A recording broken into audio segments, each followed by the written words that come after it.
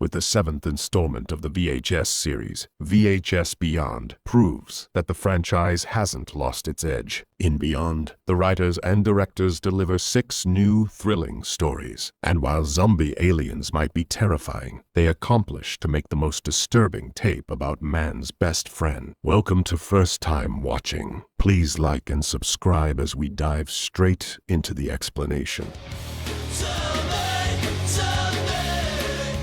In 2021, a Redditor claimed to have purchased tapes containing video evidence of an alien encounter. Our four-eyed friend Mitch explains in the Alien Encounters documentary that evidence is not proof, but it does put you on the trail to proof. A filmmaker received digitized copies of the footage, and in this documentary, we're shown the tapes. The story begins with Tape 1. We follow Officer Segura, who is introduced to a secret meeting organized by his partner and other officers. They're planning an unlicensed covert operation to investigate the recent wave of infant kidnappings, 17 in the last 3 months, including the child of one of the officers at the table. The officers finally have a lead, having tracked the suspected kidnappers to an abandoned house. Despite only expecting a couple of guys, they arm themselves as if they are following Duke Nukem into a war zone. After loading up their van, they make the tense drive to the location. Outside the house, they spot a strange man wielding a chainsaw, signaling it's time to move. The father, desperate for answers about his missing child,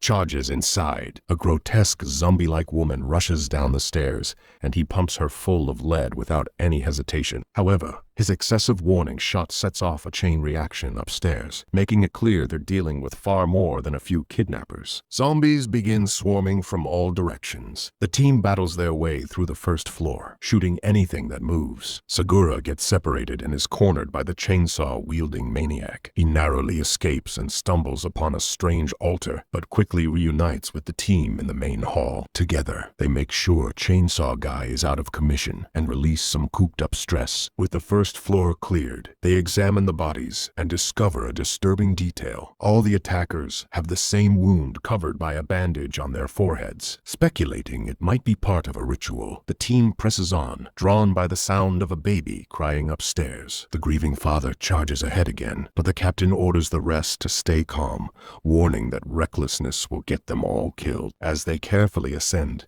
they notice a meteorite-sized hole in the ceiling and find the actual meteorite on the floor. It looks as if something had hatched from it. Before they can investigate further, a chunky guy sneaks up on them. They remove his kneecap to check what's behind the bandage on its forehead, revealing a hollow cavity where its brain used to be. It is removed through the small wound. The eerie cries of a baby and a monstrous rendition of Twinkle Twinkle Little Star draw them toward the attic. On their way, they find the attic is blocked off, so they go downstairs to fetch the chainsaw. But they realize the zombies they'd taken out earlier are starting to rise again. The team retrieves the chainsaw and ensures their attackers won't get back up this time by dismembering them thoroughly. And then it's back upstairs. When they arrive at the attic, they encounter a zombie holding a grotesque, zombified baby. Beyond it lies another staircase leading to the source of the chaos, the real attic. There, they find a nightmarish nursery filled with cribs containing strange hybrid creatures, part human, part bird-like alien. In the corner of the room, there is Big Bird's bold brother. A massive bird-like alien is feasting on the insides of the officer who rushed ahead. The team unleashes their firepower, determined to take down the monstrous Big Bird. During the chaos, Segura is attacked by their zombified teammate, but manages to survive. The alien is finally killed, but not before wounding Segura. As the dust settles, the sergeant welcomes Segura to Warden, their secret monster hunting squad. They choose to hide the horrifying truth from the families of the missing children. As they leave, the sergeant crushes the alien's skull, ensuring no trace of its terror remains. The second tape follows 2 sleazy Indian paparazzi trying to provoke celebrities into reactions they can sell to their equally sleazy bosses. They get a tip from a connection. A friend can sneak them onto the set of a film starring India's biggest star. Tara, eager to seize the opportunity, the two rush to the set. While waiting for their contact, they gossip about Tara, whispering rumors that her quick rise to fame might be the result of witchcraft, which is, of course, utter horsecrap. Finally, their friend arrives and sneaks them onto the set, where a vibrant Bollywood-style dance video is being filmed. The lyrics of the song seem a bit self-absorbed, with Tara singing about being a goddess. But when the director yells, "Cut!" something strange happens. Tara doesn't stop dancing. It's as though she's unable to. Concerned, her manager calls for a break, speculating that she must be exhausted. What else could explain her bizarre behavior? Sensing their chance, the two paparazzi make their move. One keeps watch outside, while the other sneaks into Tara's trailer to get some snappy footage. Just as Tara and her manager enter the trailer, the intruding paparazzo hides in the closet. From his hiding spot, he witnesses a heated exchange. Tara's manager berates her, tearing into her self-confidence before bizarrely stroking her hair. After he leaves, Tara breaks down in tears. Meanwhile, the paparazzo notices a strange goo on his hand and turns to see something horrifying, a bowl containing what looks like Tara's face. Panicked, he jumps out of the closet, startling Tara. He quickly improvises and tells her he is the delivery guy, but he got spooked when they entered. As he awkwardly tries to leave, his curiosity gets the better of him. He asks Tara if she's okay, pointing out that something is clearly wrong. He tells her that managers often think they're the ones who make the stars, but in truth, it's the stars who shine on their own. Tara stares at him with an odd intensity and tells him she likes his face. Outside, the lookout overhears the manager on the phone, speaking cryptically about Tara, saying she's close to waking up. Back in the trailer, the reporter continues flattering Tara, calling her a goddess. She smiles, but then something horrifying happens. She begins removing her face. She calmly tells him she won't wear the face of a slave anymore. She'll wear his face instead. Beneath her mask, Tara is revealed to be an android. Her manager really did make her. The reporter bolts out of the trailer, but chaos erupts as Tara confronts her manager. He tries to reason with her, but she spits acid into his face. The entire film crew panics, fleeing toward the set. But as they enter the building, the doors lock behind them, trapping everyone inside with Tara. She grabs a power line, jabs it into her side, and begins charging up. Red lightning crackles through the room, killing anyone it touches. One by one, the crew is wiped out, leaving only the two paparazzi. Tara first captures the lookout, blinding him by gouging out his eyes. Then she turns her attention to the reporter, the one whose face she desires. She brutally tears off his arm before ripping off his face. Outside the studio, a crowd of photographers waits, eager to snap photos of Tara. She emerges from the building, now wearing the reporter's face. The other photographers, confused and horrified, are caught off guard as Tara violently attacks them, leaving behind a blood-soaked scene of carnage. We jump straight into the third tape, and it's Zach's birthday. Clearly, his friends hate him because, despite his terrible fear of heights, they thought skydiving would be the perfect gift. At first, everything seems normal until the pilot points out something unusual outside. Zach's buddy, Jonathan, screams, "That's a freaking UFO!" A flying saucer is zipping around the sky, teleporting erratically. Moments later, a flock of fighter jets zooms past their small pleasure plane, rattling everyone on board. The pilot decides this is not the time to jump and starts turning the plane around. But then they hear a strange noise from above. It sounds like something has landed on the roof of the plane and is trying to get in. An alien hand smears across one of the windows, just as the UFO reappears directly in front of them. The plane crashes into the saucer, sending the passengers into a chaotic freefall. Zach frantically tries to open his parachute, but it's jammed. As he tumbles through the air, he sees an alien fall past him and snatch one of his friends mid-descent. Finally, Zach manages to deploy his chute and lands in the middle of a fruit tree orchard. Looking around, Zach spots a horrifying sight. One of his buddies plummets into the ground nearby, creating some beautiful blood art. As plane debris rains down, Zach stumbles across Logan's body well, most of it. Logan's head was decapitated by his own parachute cords. In a panic, Zach starts running and calling out for his friends. He finds Brittany, who immediately immediately asks where Logan is. Zach struggles to explain that Logan has lost a couple of inches. Before they can process the situation, screams echo from the distance, and Zach catches a glimpse of an alien running on all fours. Zach bumps into another survivor,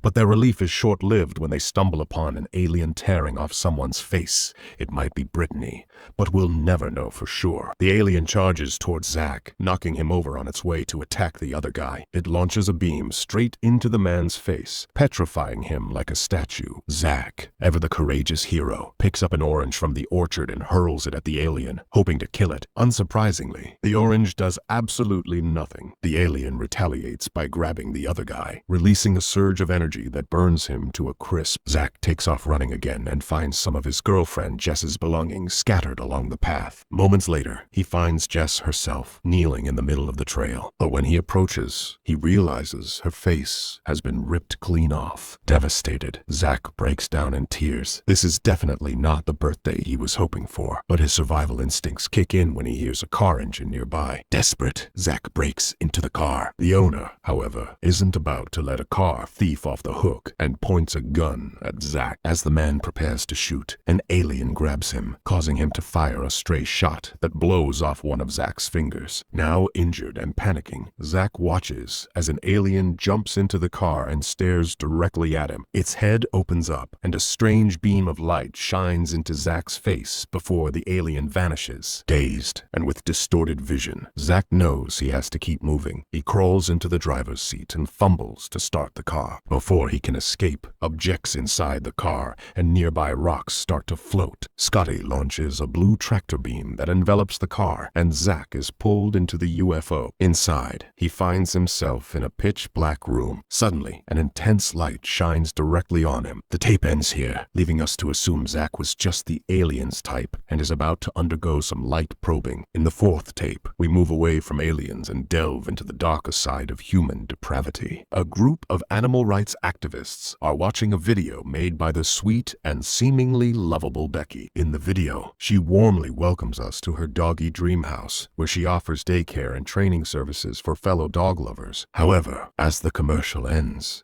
we see Becky sitting in front of her fireplace mantle, which is decorated with some strange dog statues. This catches the attention of the activists, who have been tracking her for weeks, determined to expose her secrets. Their leader points out the unsettling stuffed animals, or, as he calls them, mutilated corpses. The activists hatch a plan. Two members, Stu and Angela, will pose as a couple taking their dog, Pickles, on a road trip to investigate Becky's operations. When the couple arrives, Becky greets them with overwhelming enthusiasm and insists on taking Pickles out of his kennel. Angela quickly fabricates a story about Pickles having separation anxiety, convincing Becky to leave him inside. This, of course, is to keep their hidden camera safe from discovery. Becky introduces Pickles to her own dog, Robert, hoping they'll become best friends. Angela struggles to contain her laughter at Becky's over-the-top dog mom persona, which offends Becky slightly. Still, she lets it slide for the sake of her business. Meanwhile, someone else is secretly filming inside the house. Becky, fully aware of this, subtly signals the person to hide. Then she slips up, referring to their kitchen at the back of the house. Angela catches this and asks if she lives alone. Becky responds cheerfully that she's never alone because she has her dog friends, but claims no one else lives with her. When the couple asks about the peculiar stuffed dogs on the mantle, Becky becomes emotional, calling them her most precious babies. She explains she couldn't bear to throw them away because of how much she loved them. When they notice one missing, Becky sobs and tells them it's Gary, her most special dog, who once saved her life. Stu, unable to hold back any longer, confronts her about how she can call herself a dog lover while mutilating their bodies. Angela tries to salvage the situation,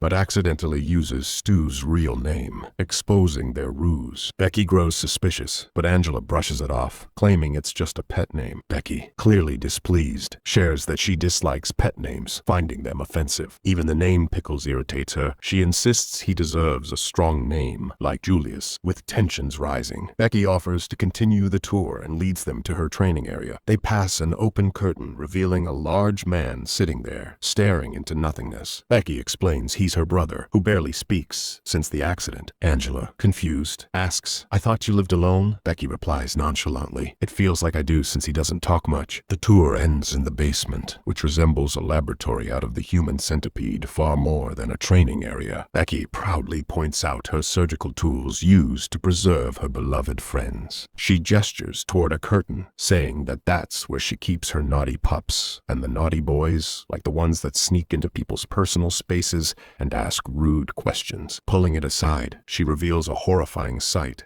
a man with dog parts grafted onto his body, screaming for help before the couple can react. Becky's brother rushes in and sedates them with chloroform, while Becky scolds the man in the cage, telling him to bark instead of scream. "Good boy," she mutters when he obeys. Stu and Angela awaken to the sound of a phone ringing. It's the activists' leader, threatening to call the police. Becky, unfazed, invites him to do so, then casually hangs up. She turns to her computer to vlog about her cute abominations. Her brother dug up 2 dead dogs from their backyard, and Becky remarks that she almost has them back. She proudly shows off her collection of prosthetics, which she plans to use on her new toys. Stu, now renamed Marcus, is on his way to become her good boy. Stu protests loudly from his cage, but Becky scolds him for not being polite, reminding him that humans have to say please to get treats. She jabs a syringe of the good nappy juice into his back. Turning to Angela, now called Cynthia, Becky asks if she has anything to say. Cynthia barks, earning Becky's approval and a treat. Becky then offers us a glimpse into her villain origin story, mentioning that Angela has to adjust, just as she had to adjust after her husband died. Hopefully, her husband had 2 legs instead of 4, but you never know for sure. As Becky continues her vlog, Stu grabs at her. She calls him a bad dog, and then she shows off the prosthetic dog feet and snout she plans to attach to him. "He'll be the loyal friend I deserve," she gloats, adding that she'll even give him a cute little nose for booping. The animal rights group arrives at the scene, and they break into Becky's evil lair. They hear Angela's screams coming from the basement. They rush down, only to be met by Becky, who coldly says, "Sorry, we're closed today." She tells them they've interrupted her playtime with her new furry friends. Shadows stir behind the curtain. Becky commands, "Attack!" and a pack of grotesque dog-human hybrids charges at the activists, tearing them apart. Leading the pack is Becky's masterpiece, the new Gary. We follow Gary's perspective as he wanders the house, doing normal dog activities like playing and eating. But when Becky's doorbell camera catches someone stealing a package from her porch, she sends Gary to handle it. Gary leaps through the doggy door and viciously shreds the thief with his newly installed chompers. For tape number 5, we shift from the most disturbing to perhaps the most brutal video in the lineup. This entry follows young Haley, who is filming in the Mojave Desert, a well-known UFO hotspot. Even though the area has had plenty of activity in the past, Haley is here now because of sightings reported just last week. She begins by interviewing a goofy-looking kid who claims to have seen lights moving in the sky. However, he quickly loses interest in the conversation upon learning that Haley isn't a real reporter, just a random girl with a camera claiming to make a documentary. Undeterred, Haley moves on to her next interviewee, a man who says he followed the mysterious lights until one broke off. He claims to have found alien-looking footprints at the landing site. His buddy Bubba claims that the aliens were out there gathering animals, but when Haley presses him to confirm if Bubba truly witnessed this, the man admits Bubba's information came to him in a vision, a gummy-formed vision. Next, Haley speaks to a mother and her young daughter. The little girl recounts how shadowy figures entered her room one night to take her hamster, Buttons. She told them not to, and miraculously, they listened. Then, as a parting gift, they sang her a song, convinced she needs to see things for herself. Haley decides to camp out at one of the spots where the lights were sighted. Later that night, she witnesses 6 lights flying in formation. Switching her camera to an infrared lens, she sees that the lights transform into a massive ball of energy. Suddenly, one of the lights breaks away and lands nearby. Haley jumps into her truck and speeds off to investigate. She stops close to the landing site and sees a strange light glowing in the distance. As she approaches, she notices what appears appear to be alien footprints in the sand. The spaceship comes into view. It looks more like a moving black blob than a traditional metallic craft. Finding no immediate sign of aliens, Haley steps closer. The ship reacts by opening, creating an entrance. Curiosity gets the better of her, and Haley ventures inside. To her surprise, the interior is nothing like she imagined. There are no seats, and the same strange, blobby texture coats the walls, making it feel as though the spaceship is alive, an organic extension of the alien being. She discovers a strange string-like structure and flicks it, producing a chime similar to a wind chime, but unnervingly sharp. The string cuts her finger, and a glittering dust, perhaps crystal particles, nanobots, or alien fart chunks descend from the ceiling. Sensing danger, Haley tries to escape, but stumbles. The dust envelops her, instantly healing the cut on her finger before floating away. Excited by what she's just witnessed, she proclaims to the camera that she's seen the future of first aid through microscopic nanotechnology. A sudden noise catches her attention. Turning on the infrared lens, she detects various energy fields rippling around the room. An alien enters the spaceship and plucks the string, producing the same eerie chime. The creature then retreats into another chamber. Haley immediately assumes the alien must be tired,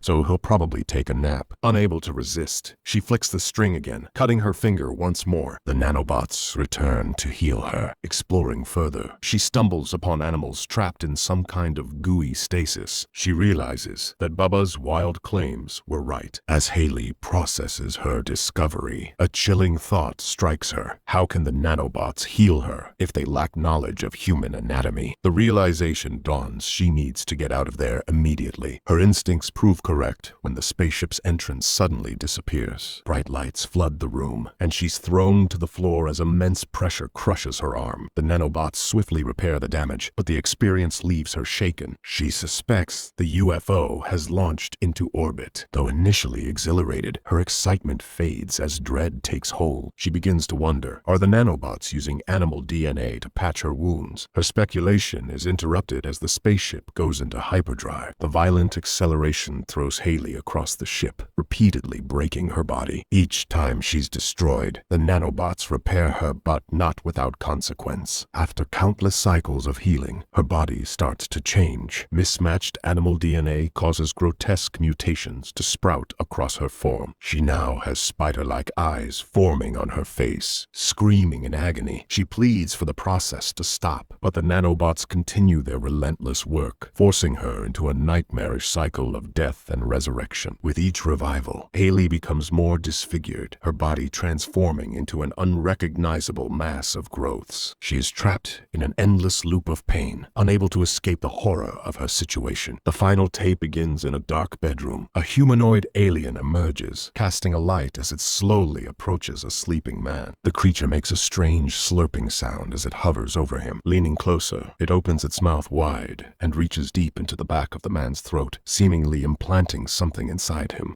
And that's a wrap. VHS Beyond offers some truly creative concepts, but the found footage horror style isn't for everyone. If you're a fan of alien-themed found footage, this is definitely worth a watch. If not, you might want to explore other options.